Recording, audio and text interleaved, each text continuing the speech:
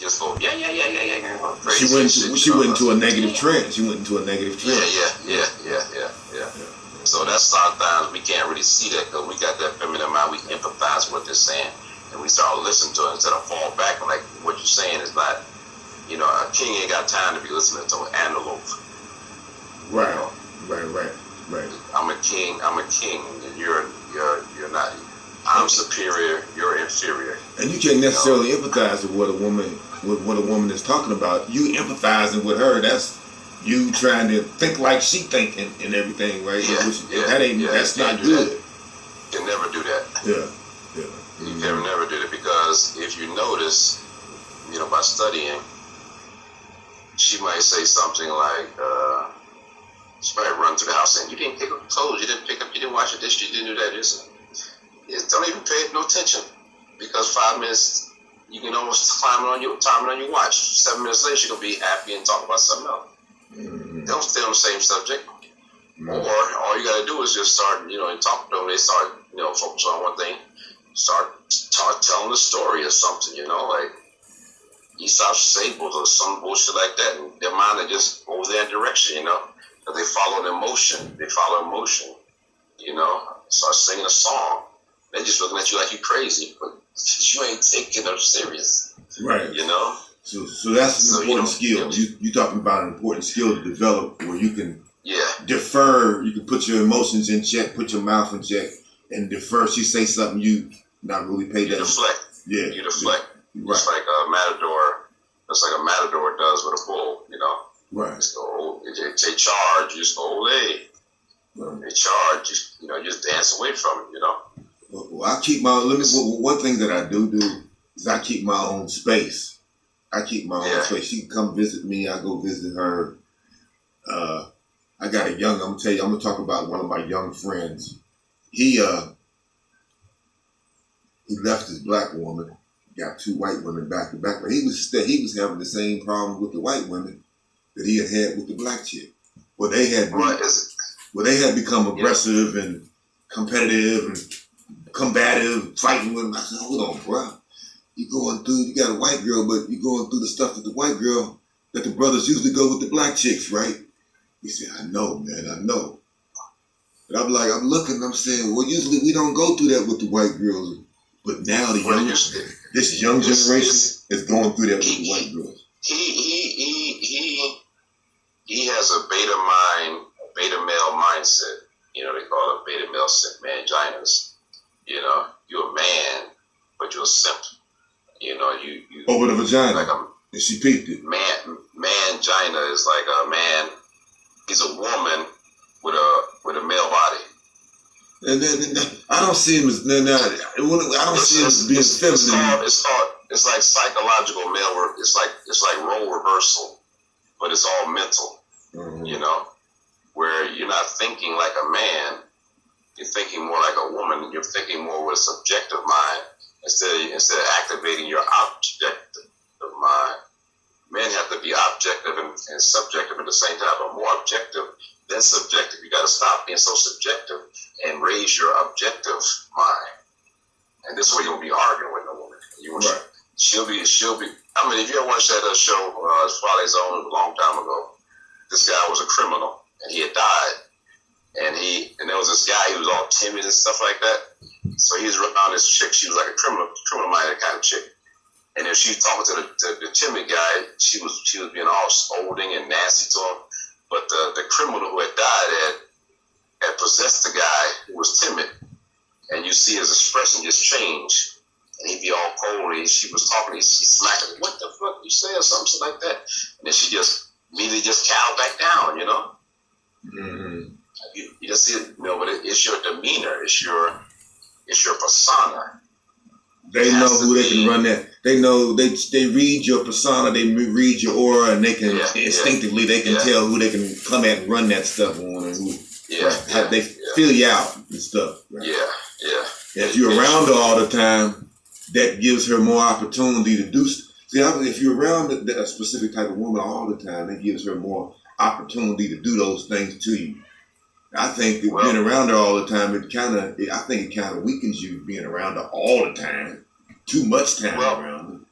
Well, like in the Arabian society, before the Quran was revealed to the Messenger of Allah, that Saudi Arabian Peninsula, it was more like a patriarchy. The men ruled everything.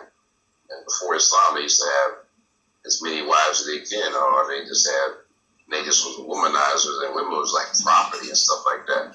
Right. But it was unheard of for the women to be speaking out of turn or anything like that, because it was just patriarchy. Islam kind of gave women more rights, but there still was that patriarchal mind. The men still ran stuff. Right. Women could learn Islam just like the men, but the men had to be in to provide, protect, or maintain her. And it was the man who had to be in charge of the woman, not the woman be in charge of the man. Right. But their society was geared on that. We had generations of demasculating us here in this country. In the United States. So United States was hard for us to get that back, but nobody's really teaching us how to do that.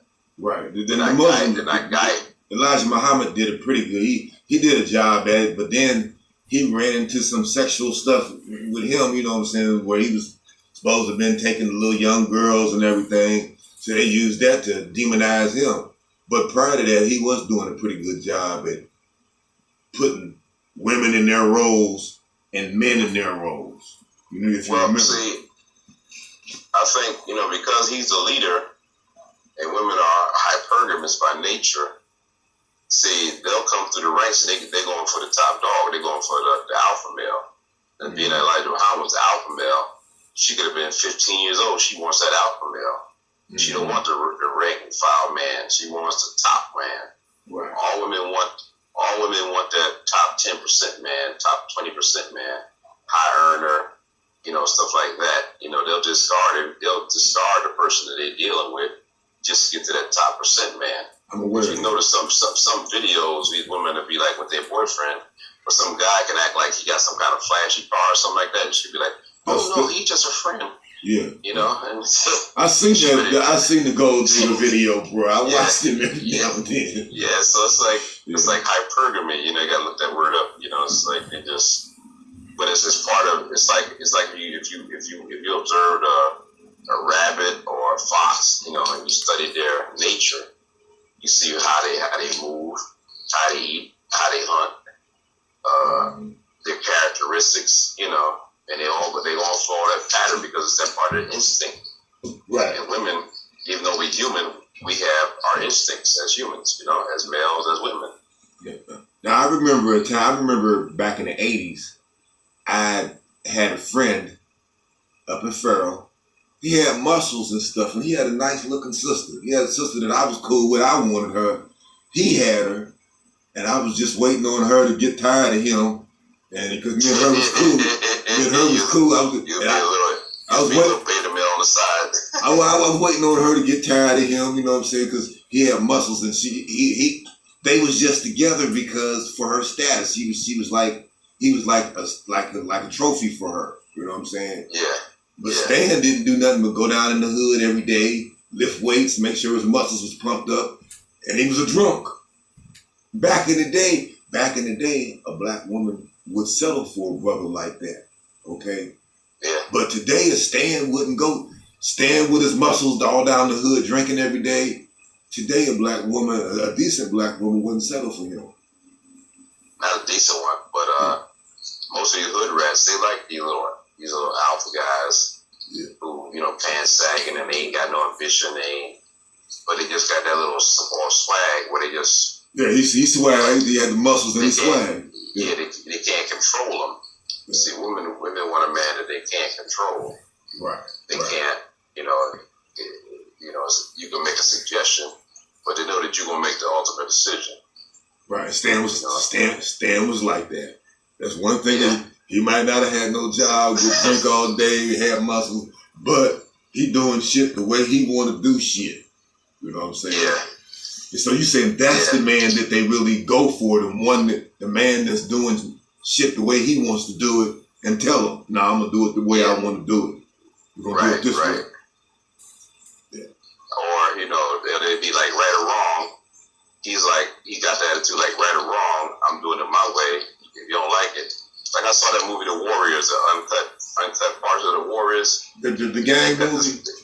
Yeah, in the beginning of it, the guy was sitting on the bench talking to this girl, and she was saying, "I don't want you to go out there and go to the gang meeting and stuff like that." He was a leader of the Warriors, the real leaders. And he was sitting on the bench. And he just told her, like, just waved at her bye-bye. He said, bye-bye. You. So I don't give a damn about your kitty cat. You know what I'm saying? And that's why I think men should go for a period of time without having, so they can be, if they got to go without it, they can go without it. What you gotta develop that persona and that mindset, and that's what attracts women like catnip. Mm-hmm. You know. Yeah. And if you can't develop that within yourself, a little to no chance you're gonna really get a woman or keep a woman. Especially, well, you can get a woman, but you ain't gonna be able to keep her. Because if she gives you a bunch of tests and shit tests, which is her nature, like I said, her pergamy, shit tests is part of their nature. They're gonna be testing your manhood, and you gotta be able to tell her, like, listen, if you ain't gonna do it my way, if you're gonna follow my program, then there's a door right there. Right. You can leave. You don't have to come back. I never want to see you again. Blah blah blah blah blah. And you gotta mean what you say. You're gonna be feeling inside like, oh no, let's talk it out. What did I do wrong? Can I explain? Hey, you don't explain. The earlier you can say that, and say that with conviction, that's being honest. Because later on, she got to say, well, at least he was straightforward and honest.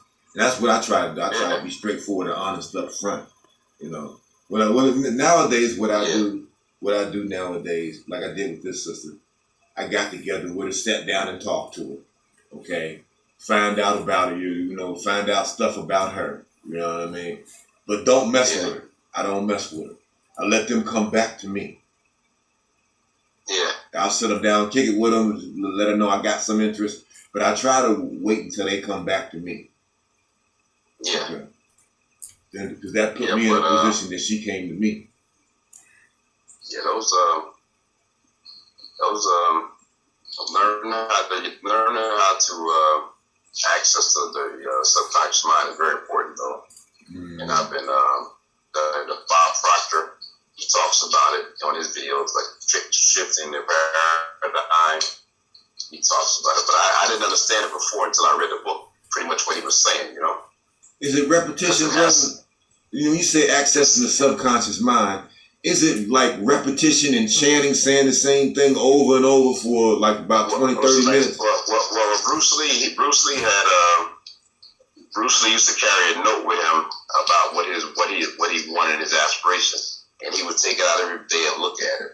I'm going to be a movie star. I want to be this. I want to be that. I want to, be on the big screen. I'm going to be doing this. I'm going to be doing that. And he would look at it every day, to keep that into his mind, conscious mind, to go into his subconscious mind.